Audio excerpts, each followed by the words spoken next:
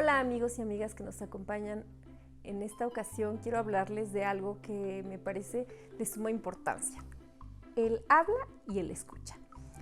En los primeros años de vida, sobre todo en los primeros 3, es cuando existe el desarrollo del lenguaje. Y este solamente se da cuando tenemos interacción con nuestros cuidadores y cuidadoras principales. No es lo mismo que un bebé esté escuchando la voz de quien lo cuida y le da amor a que escuche un aparato de televisión o un radio o incluso un aparato celular o tablet, que ya es común ver cómo a los más pequeños se los dan en edades tempranas. Pero con estos aparatos electrónicos no hay una retroalimentación, no hay una ida y regreso, es decir, no se genera una conversación en tiempo real. Por eso es que es muy recomendable que se les hable a los bebés, niños y niñas pequeños desde que son muy pequeños.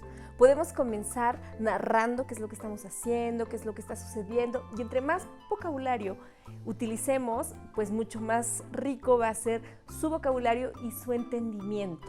Por ejemplo, si vemos un perro, ¡ay, qué perro tan grande! Enorme, gigantísimo. Y entonces utilizar palabras que sean similares para que ellos sepan que hay muchas maneras de nombrar el mundo, de nombrar las cosas, de nombrar las características de las cosas. También otra cosa que podemos hacer es decirles: mira, hay una pelota roja, ¿qué te parece si jugamos? Yo te la lanzo y tú me la regresas. Y entonces explicarles con acciones y más bien explicarles con palabras las acciones que estamos realizando. Con los que son muy bebés, pues lo más recomendable es que les vayamos narrando qué es lo que va ocurriendo, ¿no? Buenos días, ¿cómo amaneciste? El día está soleado, muy luminoso, y te voy a vestir, te pondré tu chaqueta amarilla con los tenis verdes, y entonces irles platicando todo lo que estamos haciendo es importante, y además de que debemos de utilizar un lenguaje claro y fluido y tener una buena gesticulación, obviamente con entusiasmo y con felicidad que nos da compartir esos momentos con el bebé, la bebé, el niño o la niña pequeña. Bueno, en este caso sería con los bebés. Cuando en casa se hablan más de 2 idiomas, lo más recomendable es que la persona que le hable lo haga en su propio idioma, porque entre los bebés más claro escuchen, entenderán mejor. Y es sabido que cuando tienen contacto con 2 idiomas o más al mismo tiempo pueden aprenderlos sin ninguna dificultad. Pero es importante que quien le hable lo haga de manera muy clara. La conversación con los niños y niñas pequeños, cuando ellos están comenzando a decir las primeras palabras o frases, por ejemplo, yo recuerdo que mi hija decía coco, ñam ñam, apo, que quería decir vamos a darle de comer a las gallinas al campo. Claro, cada padre o madre, cuidador o cuidadora, entiende lo que quiere decir su bebé, y hay que responderles tratando de decir las palabras y las frases completas de qué es lo que nos están diciendo. Incluso si no saben expresar lo que sienten, podemos decirle: sientes enojo porque querías subirte una vez más a la resbaladilla, pero nos tenemos que ir. O traducirles para que ellos sepan que les estamos entendiendo sin adelantarnos. Hay que dejarlos y conocer su vocabulario, conocer cómo interpretan las palabras. Eso es sumamente importante. También podemos comunicarles las acciones. Entre más vocabulario les digamos, entre más palabras utilicemos para decirles lo que ocurre, pues ellos irán comprendiendo mucho más allá el lenguaje y se esforzarán por decirlo y por comunicarse. Es importante que no utilicemos tonos de voz sosos o ñoños o que les hablemos en diminutivo. O sea, hablarles con cariño a los bebés, a los niños y las niñas pequeños no significa que no lo hagamos con respeto. Debemos de decir las palabras completas y evitar nosotros utilizar las onomatopeyas. No vamos a decir, ¿quieres el run run? Sino, ¿quieres el auto? Cuando él haga run run, ¿sí? Mío run run. Ah, pues, ¿quieres tu coche? Sí, aquí está tu coche azul. Y entonces completar sin sin quitarle validez a lo que están diciendo, sin corregirlo, sin decirles, no se dice run run, se dice coche, o se dice auto, o se dice carro.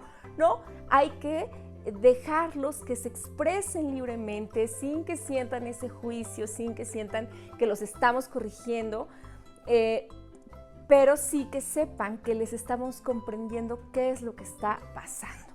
Y así también les encanta que comencemos a leerles cuentos, hay que cantarles siempre, aparte de platicar con ellos, de tener conversación, de que escuchen, porque un idioma se aprende escuchándolo. Aparte de eso, hay que cantar muchísimo. No tenemos que tener una voz privilegiada, sino debemos de cantar con ellos hasta lo que ocurre, ¿no? Porque muchas veces terminamos inventando una canción para que se coman la sopa, o terminamos inventando alguna canción para que se quieran meter a bañar o quieran salir del parque. Así es, muchos padres y madres seguramente son grandes compositores en casa. Y posterior a esto podemos jugar muchísimo con las rimas. Los niños que ya son un poquito más grandes, por ahí de los 3, 4 años, podemos rimar con ellos. Incluso si vamos al mercado, si hacemos alguna actividad en la que ellos nos acompañen en la cotidianidad, podemos buscar rimas que nos sirvan. Rimas y juegos de dedos son muy importantes para el desarrollo de su lenguaje. Incluso los juegos de dedos en donde se mueve el dedo pulgar, se trabaja la zona del cerebro que también tiene que ver con el lenguaje. Entonces podemos, si ustedes ven los demás videos, encontrarán muchísimos más juegos de dedos que les hemos compartido por este canal. Y algo que les quiero contar es algo anecdótico. Cuando mi hija era pequeña, en lugar de decirle es tu tía, tu papá, tu mamá o tu abuelo, tu abuela, lo que hacíamos en esta familia era decirle el nombre de la persona. Hubo quienes me decían, no, pero que me diga tía, no quiero que me diga por mi nombre.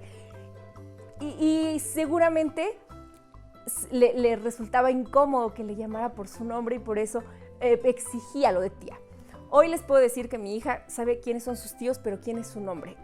Lo hicimos porque cuando le decíamos el nombre de la persona, ella podía recordar quién era, ¿no? Porque tía es súper genérico, porque tienes muchas tías. Bueno, en las familias que son familias grandes hay muchas tías, y entonces decir tía puede ser cualquier persona. Y si le decíamos el nombre y posteriormente ella misma, un poquito más grande, fue deduciendo la red familiar. Entonces fue súper interesante observar cómo pudo saber quién era el papá o la mamá de su papá, quiénes eran sus hermanas, quiénes constituían a su familia y cómo se iba dando estos lazos que iban más allá de la relación, sino también de ponerle una cara a estas personas.